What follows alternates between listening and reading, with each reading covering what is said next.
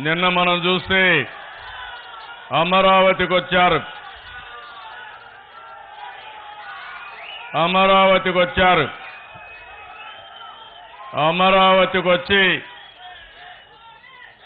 చెప్పిన మాట మరిచిపోయి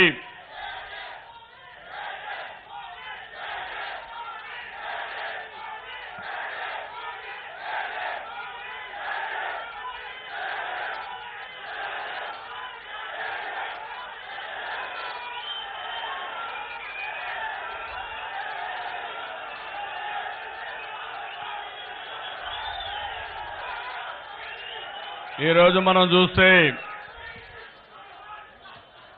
నిన్న అమరావతికి వచ్చి గుంటూరుకు వచ్చారు. కొన్ని రాజకీయ పార్టీలు కానీ కొంతమంది వ్యక్తులు ఉన్నారు. అలాంటి వ్యక్తులు అద్దె జనాలు తీసుకొస్తే ఆ అద్దె జనాలు పెట్టుకొని రాష్ట్రం పైన అటాక్ చేసే పరిస్థితికి వచ్చారు. మేము పోరాడుతున్నది మా హక్కుల కోసం పోరాడుతున్నాం తప్ప మీరేదో భిక్ష వేస్తారని కాదని మరొకసారి నరేంద్ర మోడీ గారిని హెచ్చరిస్తున్నా.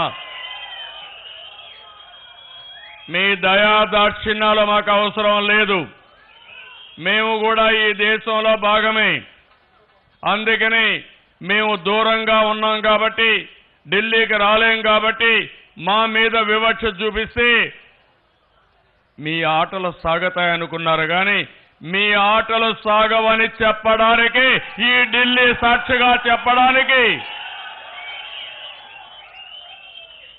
ఈ పార్లమెంట్లో మీకు గుర్తు చేయడానికి ఇక్కడికి వచ్చామని చెప్పి కూడా మీకు తెలియజేస్తున్నా. ఆ విషయం వీళ్ళు గుర్తుపెట్టుకోవాల్సిన అవసరం ఉంది. ఎప్పుడైనా సరే పరిపాలించే వ్యక్తులు ధర్మాన్ని మరిచిపోయినప్పుడు, ఆ ధర్మం న్యాయమైనప్పుడు చెప్పవలసిన బాధ్యత మన మీద ఉంది. ఈరోజు నరేంద్ర మోడీ గారు పాలకులుగా ధర్మాన్ని మరిచారు. ఇతనికి పరిపాలించే అర్హత లేదని మరొకసారి హెచ్చరిస్తున్నాం.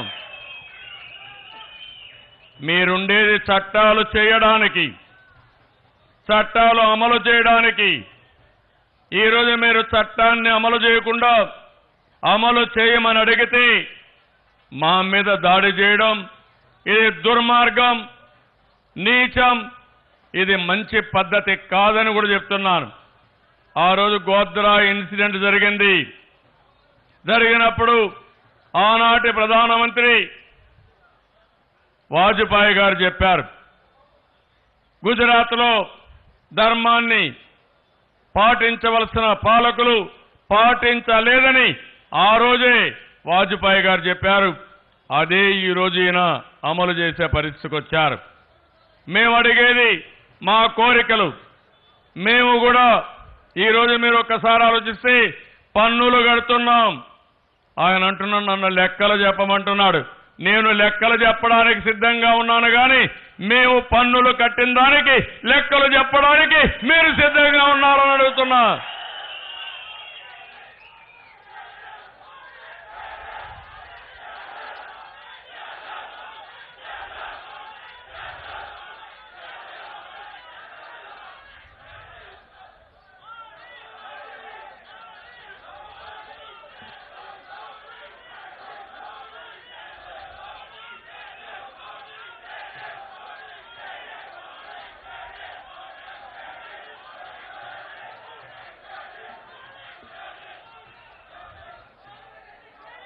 కాబట్టి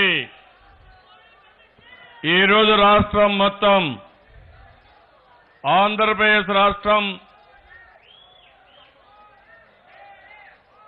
ఈ ప్రభుత్వం పట్ల తీవ్రమైన ఆగ్రహంతో ఉన్నారు. ఎప్పుడైనా పరిపాలించే వ్యక్తులు ప్రజల మనోభావాలను గుర్తుపెట్టుకుని పరిపాలిస్తే దానివల్ల దేశానికి సమగ్రతకు భంగం కలగకుండా ఉండే పరిస్థితి వస్తుంది. మేము ఢిల్లీలో ఉన్నాం, మాకేదో అధికారం ఇచ్చారు, మెజారిటీ ఉంది, మా ఇష్ట ప్రకారం మేము చేస్తామంటే మీ ఆటలు సాగవని ప్రజలు చెప్పడానికి సిద్ధంగా ఉన్నారు. పరిపాలించే వ్యక్తులు బాధ్యతగా ఉండాలి. బాధ్యత విస్మరించి ఇష్టానుసారం చేస్తామనుకుని అధికారం నెత్తికెక్కినప్పుడు మళ్ళా నెత్తినెక్కిన అధికారాన్ని దించే అధికారం కూడా ఈ ప్రజలకుంది. ఆ విషయం వీళ్ళు గుర్తుపెట్టుకోవాలి. అందుకని తమ్ముళ్ళు, ఆడబిడ్డలందరం వచ్చాం. మనం పోరాడేది మన కోసరం కాదు, 5 కోట్ల మంది ప్రజల కోసరం పోరాడుతున్నాం. భావి తరాల భవిష్యత్తు కోసరం పోరాడుతున్నాం. 5 కోట్ల ఆత్మ గౌరవం కోసరం పోరాడుతున్నాం. ఆత్మాభిమానం కోసరం పోరాడుతున్నాం. ఆ విషయం మీరు గుర్తుపెట్టుకోవాల్సిన అవసరం ఉంది. ఏదైనా జీవితంలో ఆస్తులు పోగొట్టుకుంటే మళ్ళా సంపాదించుకుంటాం కానీ ఆత్మ గౌరవాన్ని పోగొట్టుకుని బ్రతకకూడదని చెప్పిన వ్యక్తి ఎన్టీ రామారావు గారు.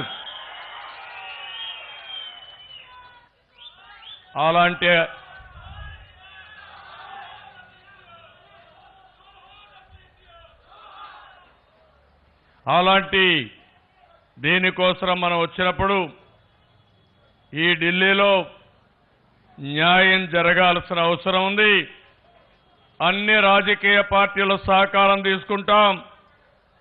ఆ రోజు ఏ పార్లమెంట్లో అయితే అందరి సహకారంతో బిల్లు పాస్ చేశారో ఆ బిల్లు అమలు చేయడానికి ఇప్పుడుండే ప్రభుత్వం పూర్తిగా విఫలమయ్యారు. నిర్లక్ష్యమే కాదు, అహంభావంతో ముందుకు పోతున్నారు. అడిగితే అడ్డు లేదని అందరిపైన దాడులు చేసే పరిస్థితులు వస్తున్నారు. ఇంకా ఎక్కువ మాట్లాడితే మన మీద నిందలేసే పరిస్థితి వస్తున్నారు. ఈరోజు ఎవరైతే తప్పులు చేసిన వ్యక్తులే మళ్లీ మన మీద నిందలేసినప్పుడు తప్పకుండా గుణపాఠం చెప్పే రోజు దగ్గరలో ఉందని నిరూపించాల్సిన అవసరం ఉంది. నరేంద్ర మోడీ గారు ఒకటి ఆలోచిస్తున్నారు. ఏదో రాజకీయ పార్టీలు పట్టుకుంటే ఓట్లు పడతాయనుకుంటున్నాడు కానీ తెలుగు వారి సత్తా తెలియని వ్యక్తి ఈ నరేంద్ర మోడీ. ప్రజల నాడి తెలియని వ్యక్తి ఈ నరేంద్ర మోడీ. అందుకే నేను మిమ్మల్ని అందరినీ కోరుతున్నా, సాయంత్రం వరకుంటున్నాం, మనం ఎప్పటికప్పుడు మాట్లాడుకుంటాం. నేను ఒకటే మిమ్మల్ని అందరినీ కోరేది, ఈరోజు మనందరం కూడా మన ప్రజల మనోభావాలు చెప్పడానికి వచ్చాం. మనకు జరిగిన అన్యాయం పైన గళాన్ని ఢిల్లీలో వినిపించడానికి వచ్చాం. మళ్ళీ గట్టిగా చెప్పడమే కాదు, చేసి చూపించి తెలుగు వారి సత్తా ఏంటో నిరూపించుకోవడానికి ఇక్కడికి వచ్చాం. అప్రోప్రియేషన్ బిల్లు ఈ రోజు రేపు వస్తుంది. ఈ ప్రధానమంత్రి ఇంటాడని నమ్మకం లేదు. ఈయనే వ్యక్తి అయితే, ధర్మాన్ని పాటించే వ్యక్తి అయితే, ధర్మం కోసం పనిచేసే వ్యక్తి అయితే నిన్న గుంటూరుకు వచ్చి మనల్ని విమర్శించడు. ఇంత దూరం రావాల్సిన అవసరం లేదు, ఇక్కడి నుంచే విమర్శించవచ్చు. కానీ ఇతని ప్రవర్తన ఎట్టుందంటే, పుండుంటే ఇప్పటికి కూడా విభజన గాయం మానలేదు. మానని గాయాన్ని ఇంకా పెద్ద చేసి దానికి మళ్ళీ ఏదైతే ఈ యొక్క కారం జల్లి మనం పడుతుంటే సంతోషించాలనే ఆలోచనతో ఈ ప్రధానమంత్రి ఉన్నాడు. ఇది పరమ నీచం, పరమ దుర్మార్గం. అందుకే నేను దీన్ని చాలా తీవ్రంగా ఖండిస్తున్నా, గర్హిస్తున్నా, హెచ్చరిస్తున్నా. ఇప్పటికైనా సరే 3 రోజులు టైం ఉంది. చేసిన తప్పని క్షమాపణ చెప్పి పార్లమెంట్లో మీరు గాని అనౌన్స్ చేయగలిగితే ఆంధ్ర ప్రజానీకం మిమ్మల్ని క్షమిస్తారు. మీరు చేయకపోతే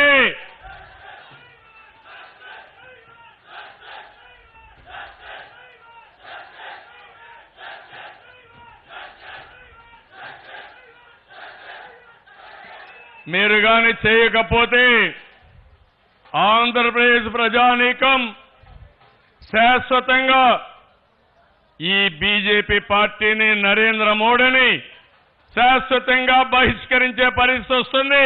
ఆంధ్రప్రదేశ్ చరిత్రలో మీ పార్టీ పూర్తిగా ఉండే పరిస్థితి ఉండదని మరొకసారి హెచ్చరిస్తున్నా. ఇప్పటికే ఏమీ లేదు కానీ అది కూడా శాశ్వతంగా బీజేపీకి డోర్స్ అన్ని క్లోజ్ చేసే పరిస్థితి వస్తుంది. అంతటితో ఆగదు. మేము ఒకటే చెప్తున్నాం, ఎన్నోసార్లు చేసి చూపించాం, మళ్ళీ చేసి చూపిస్తాం. ఎట్టి పరిస్థితుల్లో విభజన చట్ట హామీలు సాధించే వరకు, ప్రత్యేక హోదా సాధించే వరకు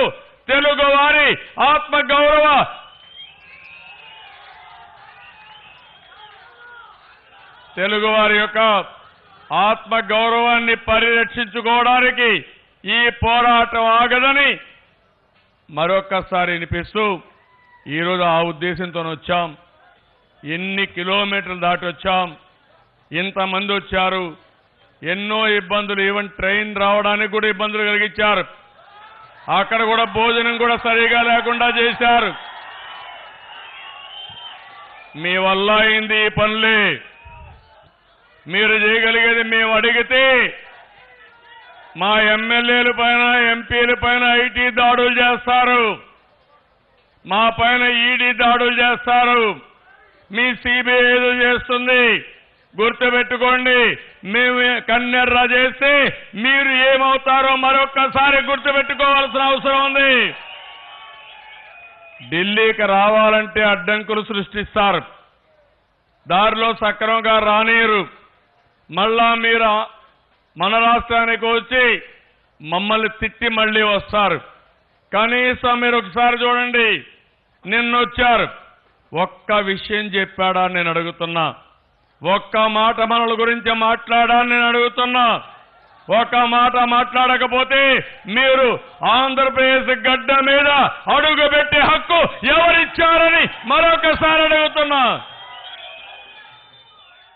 ఈ వీడియో మీకు నచ్చినట్టయితే లైక్ చేయండి, షేర్ చేయండి. మరిన్ని ఇంట్రెస్టింగ్ వీడియోస్ చూడడానికి మా ఛానల్ కు తప్పక సబ్స్క్రైబ్ అవ్వండి.